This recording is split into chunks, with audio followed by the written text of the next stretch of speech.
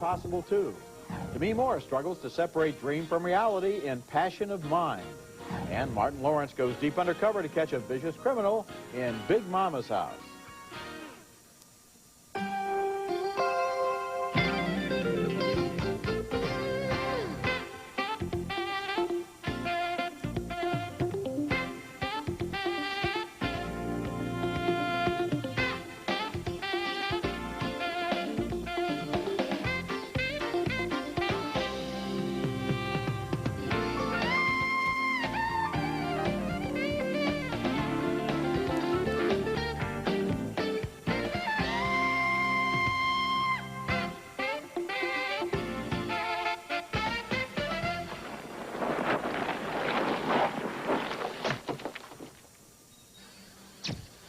Agent Loki.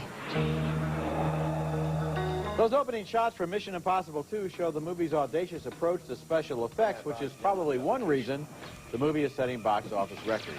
On this show, we'll review MI2 and 3 other new movies and have a report from the Cannes Film Festival. I'm Roger Ebert, film critic of the Chicago Sun-Times. And I'm Richard Roper, columnist for the Chicago Sun-Times. Mission Impossible 2 knows for sure what direction this series should take. It positions its hero, Ethan Hunt, as the James Bond of the 21st century. Tom Cruise stars in a much better movie than the first in the series, fighting to save the world from a deadly virus. The Hong Kong director John Woo, a ranking master of action cinema, showcases Cruise in a streamlined, slicked-down 007 movie with less humor, more serious sex, and almost wall-to-wall action.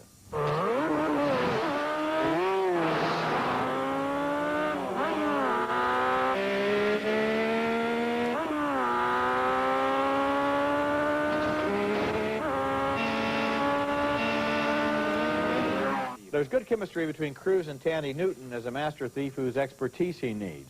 What are you doing here? Think you're the only one who can pick a lock? Huh. Not just a pretty face after all.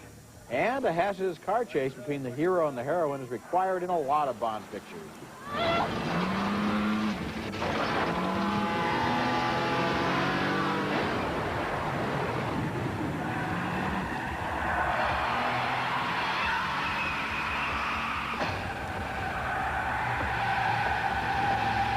Director John Woo has a visual style that doesn't just speed up the action, but breaks it down into separate elements so we get a montage of key moments without too much connecting footage in between. It's effective and exhilarating, and Cruise and Newton bring just enough romance and drama to hold it together. Well, I think it's interesting that you made all these James Bond references because this is not a James Bond movie. No. We already have James Bond. We've got Pierce Brosnan. This is supposed to be the Impossible Mission Force. It's supposed to be a team of people, but it's not. It's a Tom Cruise movie. It's one of the reasons it didn't work for me. You knew this thing was going to be a huge hit. Tom Cruise knows it's going to be a huge hit. I wish he would have come up with a better script to fit the action scenes. Yeah, the action scenes are great, but so what? People know how to do action scenes. John Woo knows how to film them. Tom Cruise knows how to star in them. And you mentioned the chemistry between him and Tandy Newton. I didn't see that happening either. Well, you know, of course it's just action scenes. You know, it's June. I think people want to go see a movie like this at the beginning of every summer season. And, of course, it's just Tom Cruise and not a team, because what they've done here is simplify it. They're looking for a franchise. Then why call it Mission Impossible? Well, I mean, if he wants to do a super spy movie, he should do a super spy. It's really more like Batman. Yeah, but it's his Mission Impossible. He's given the mission. He does it. He's the hero. He's there all alone on the mountain in the first shot. He's there throughout the entire movie. And that's the way I think this series is going to develop. It's going to forget the rest of the team, forget the TV show, and be Tom Cruise as James Bond for the 21st century. Well, they should call it Mission Piece of Cake because he's such a cartoon superhero. Nothing bad's ever going to happen to him. Oh, come on, you enjoyed this movie. Admit it. I enjoyed certain parts of right? it, but, you know, I was also uncomfortable with the Tandy Newton romance because he meets her, he sleeps with her, and then he says, by the way, on our third date, you got to go back and sleep with your ex-boyfriend. Which is right out of Notorious. Yeah, Cary Grant and Ingrid Bergman. It's just kind of creepy. The whole thing was creepy to me. Yeah, the action sequences worked, but I think Tom Cruise has the clout, obviously, to go to his scriptwriters and say, give me more of a story that people can carry. Well, of course, if you want more of a story, go back to Notorious, where there's a lot of poignancy involving the fact that the woman does what the man she loves asks her to do in order to save her country and so forth. Here it's more cynical, but then here it's 2000 and not 1946. I'd like to see a more cohesive team effort if it's going to be called Mission Impossible. Okay, next movie. Our next movie is Running Free. It's the story of a free-spirited horse living in a mining town in Africa in 1914. A story that comes straight from the horse's mouth. That's right, Lucky the Horse narrates this strange and baffling melodrama about a herd of horses transported on a German supply steamer to the beautifully stark and forbidding Skeleton Coast just before the First World War.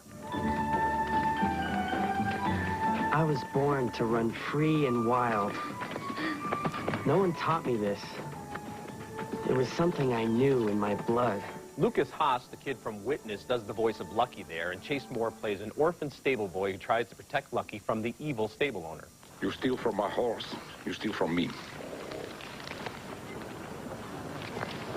Halfway through the story, all the people disappear as the mining town is bombed. Then we get lots of scenes of Lucky growing big and strong and running wild through the dangerous Southwest African countryside.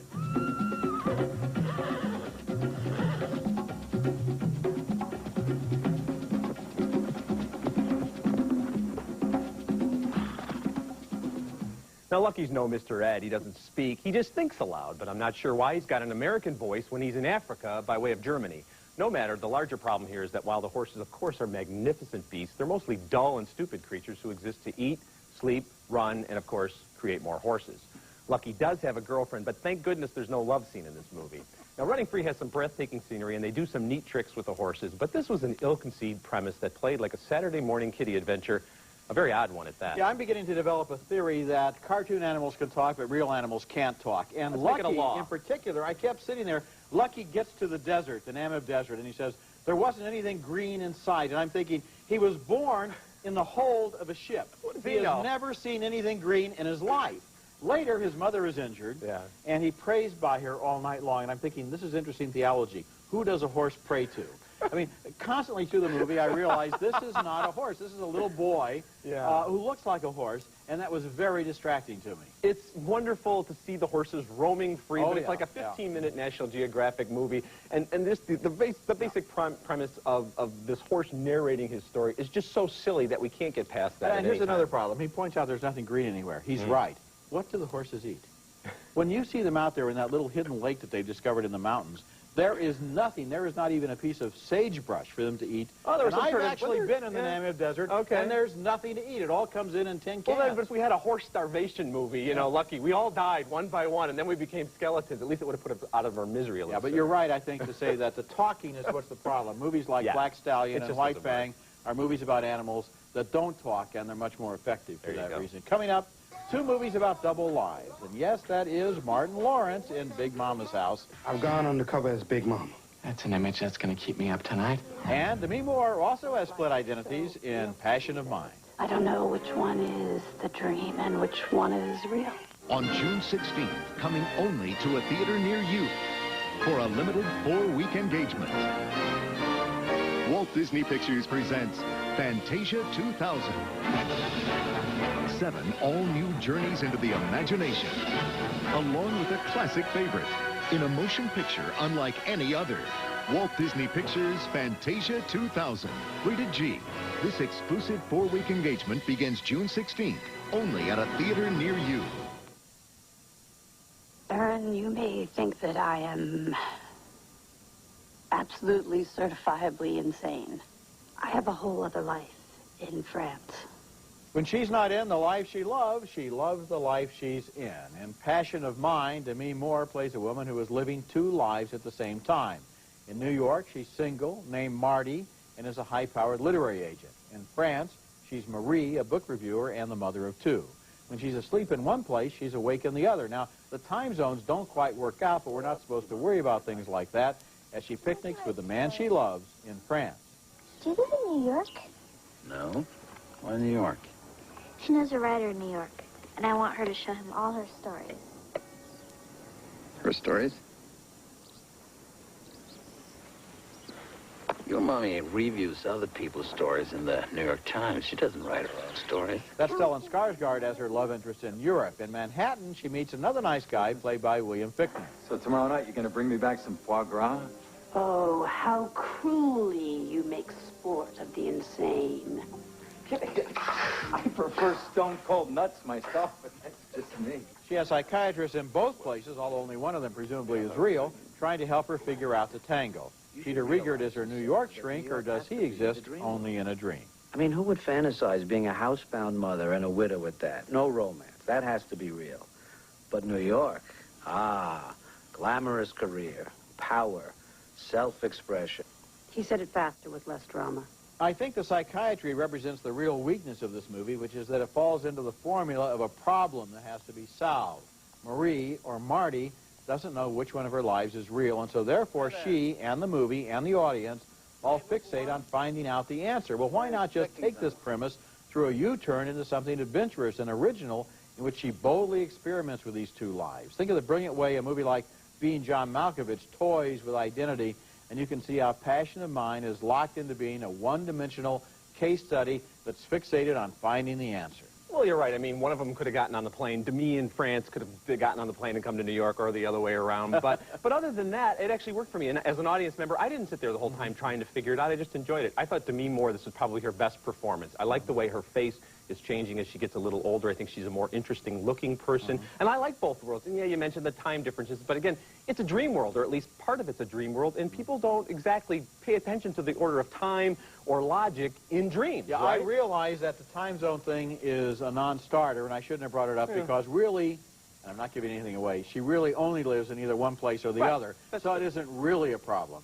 But on the other hand, I don't know. It just seemed to me like it was so simplistic, like which of these lives is real? How about, hey, I think I'm living two lives, and they can both be fun, and I'm going to mess around with this. As for example, in Me, Myself, and I, the movie that came out a couple of weeks ago, where a woman leaves one lifestyle and goes into another, and is conscious of where she came from and where she is now, and plays with that, learns from it. Well, maybe the setup was simplistic, but the ending surprised me, and I wasn't trying to figure it out, and I actually had chills. I felt physical chills, so I didn't feel manipulated. I felt that it had a really interesting thing to say, and it's the kind of movie maybe you want to go back and watch it again. At least I think I want to, like you do with Sixth Sense and Stir of Echoes and some of these other supernatural thrillers. I liked it a lot. Okay.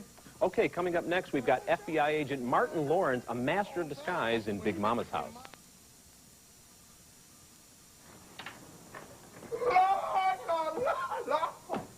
Look what the wind done blew my... Damn, you fine. Even wearing a big old lady disguise, Martin Lawrence can't hide his libido when he meets Nia Long in Big Mama's house, an action comedy stew that's equal parts Tootsie, Stakeout, Nutty Professor, and 48 Hours. Lawrence and Paul Giamatti are FBI partners who stake out Big Mama's house, hoping her granddaughter will show up, and that her granddaughter's bank-robbing ex-boyfriend will come after her. But the real Big Mama has to leave because the script demands it, so Lawrence can impersonate her. Hey, Big Mama, don't show no shame. Show them you can shake that thing. Shake it right, shake it left. Show them you don't need no help. I like big women, I like that style. I know y'all can get buck wild. Show me love, I show you. This leads to a predictable medley. Big Mama fends off a man, Big Mama goes to karate class, Big Mama and her great-grandson take on the locals in a game of hoops. Game point! Shot to do the shack at door, shit.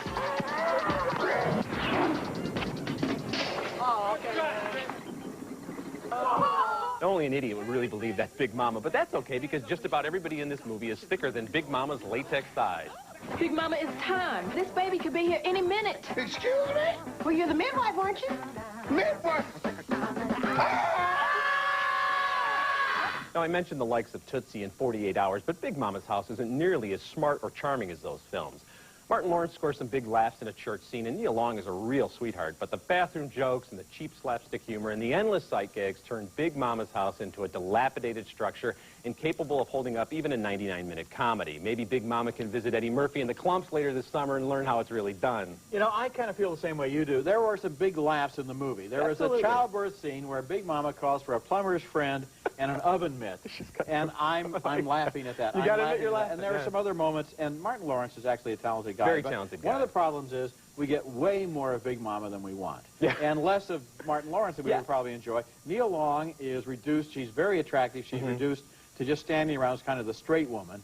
And the story itself, as you so aptly put it, depends upon the fact that everyone has to be a complete idiot to fall for this Big Mama. What if a woman doesn't recognize her own grandmother when she comes home to visit her? Big Mama's boyfriend turns up and doesn't know it's his girlfriend. Yeah, and what about all the neighbors? They don't understand either. And on top of that, the real Big Mama, who we do see at times in the film, is kind of a nasty lady. And then Martin Lawrence plays her as this just wonderful, oh, honey child, you know, hugging everybody type of character. So that doesn't make sense either. Okay, when we come back, a report from the Cannes Film Festival, the most important film showcase in the world.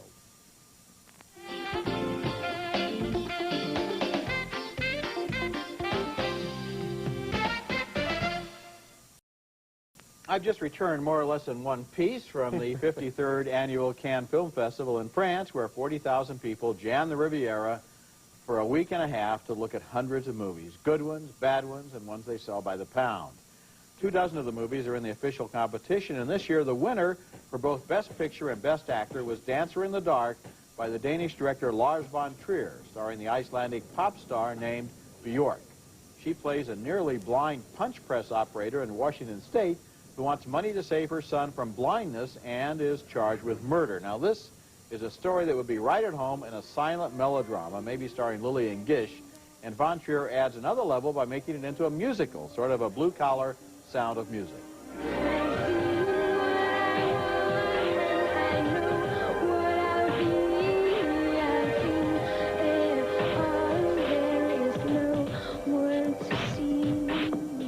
My own favorite film in the competition was Songs from the Second Floor by Roy Andersson of Sweden, which shared the jury prize.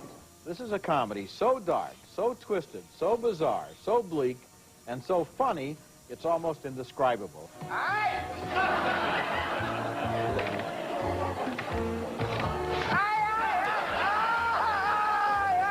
If Björk won Best Actress, a very different kind of performance won for Best Actor.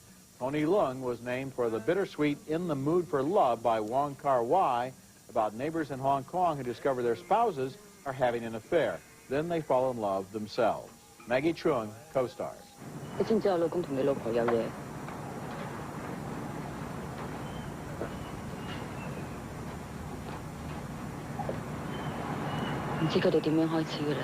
As for the winner, Dancer in the Dark, it's the kind of film you need to bring a lot of theory to. It's not technically a dogma film, but it's a spin-off inspired by the group's No Frills vow of cinematic chastity. It's interesting, and I'm somewhere in the middle on it. I'm still trying to figure out if it's a complete fraud or if it's absolutely brilliant. I don't have a clue yet. You may be the only person who's in the middle on this movie, because people are going to either love it or hate it. You mentioned that Björk is losing her sight. I wish she had been losing her voice, quite frankly, because if she broke into song one more time, I was going to have to leave the theater. You know, did you find it a little difficult to accept Catherine Deneuve as a punch press operator? Yeah, she's so glamorous, no matter what they do. You'd have to be putting the camera a million miles away for her not to be Catherine Deneuve. I interviewed Von Trier. I asked him about that. He said, she is an excellent punch press operator. She made a sink that I have in my home. Oh, yeah, but she still looks like a statue when she's doing it. She's so beautiful. She sure is. Of course, hundreds of films play outside the official competition at Cannes, and the best single film I saw during the entire festival was in the marketplace, not in the festival palace. It was a wonderful Australian film named Innocence by Paul Cox, starring Julia Blake and Charles Tingwell in luminous performances as two people who were in love as teenagers and meet again after 50 years, only to find out that their special passion still exists. This is a great film. It made me very happy. Me too. I love you. I almost loved you. The most popular film in the director's fortnight was Girl Fight, a winner from Sundance, starring Michelle Rodriguez as a young woman who wants to be a boxer and ends up in the ring against her boyfriend. It will open in September. I also liked Nurse Betty by Neil LaBute, which won the Best Screenplay Award and starred Renee Zellweger as a simple-minded Midwestern girl who escapes from her miserable marriage by passionately believing in the reality of a soap opera and its star, played by Greg Kinnear. Billy, it's me. We were engaged. Nurse Betty opens in October. And here was a movie for movie lovers, Shadow of the Vampire by Elias Marriage, starring Willem Dafoe in the story of the filming of the silent horror classic Nosferatu. Dafoe plays the actor Max Schreck, who in this version not only plays a vampire, but is a vampire. There you are. It's incredible, no? I wish you could all see your faces. Shadow of the Vampire opens in September. The Cannes Film Festival is an annual reminder of what an incredible and challenging selection of movies is made every year, and most of these movies, however, will not get wide North American releases. Some of them will probably hardly open at all, but the good ones are really worth looking for, and I hope moviegoers get a good chance to see Innocence and Songs from the Second Floor, which in their very different ways are really something. Well, I had a chance to see a couple of these movies. I like the energy of Girl Fight, although I didn't quite believe that she could actually beat those guys. But you mentioned Innocence, and it's really terrific, isn't it? Yeah. And it's heartbreaking, and it's smart, and it's great to see older people not just in love, but in lust in some cases. It's a really terrific film. And the fact that they have to deal with their lust in real situations, all of this is so beautifully done. Now, you know, somebody connected with the festival told the director, Paul Cox, that the movie was too sentimental. And, you know, it's not sentimental. I don't know, yeah. It's very realistic and tough about the fact that just because you fall in love when you're 68 doesn't mean you're cute and huggable. It means you still have all the problems of passion and everything else that you would have at any other yes, age. there's sentiment there, but it's actually shattering in some levels as well. You're right. Okay, we'll be back in a moment.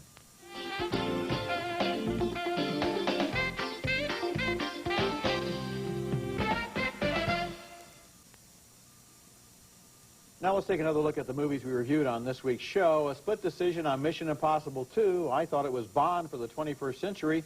Richard thought it was more of a comic book adventure. 2 thumbs down on Running Free, a well-intentioned but ludicrous talking horse movie. Another split decision on Passion of Mind, starring Demi Moore. I thought it could have played more with its premise. Richard thought the story was ultimately rewarding. And 2 thumbs down for Big Mama's House, starring Martin Lawrence. So I'm coming out of this saying that people should take a chance on Passion of Mind. And I think Mission Impossible 2 is pure kinetic adventure, and John Woo is a very interesting director, and you're wrong. Well, that's interesting, because I actually think I'm right. That is interesting. Remember, you can hear our reviews at ebert-movies.com, and Richard and I are both at suntimes.com. Next week, more new movies.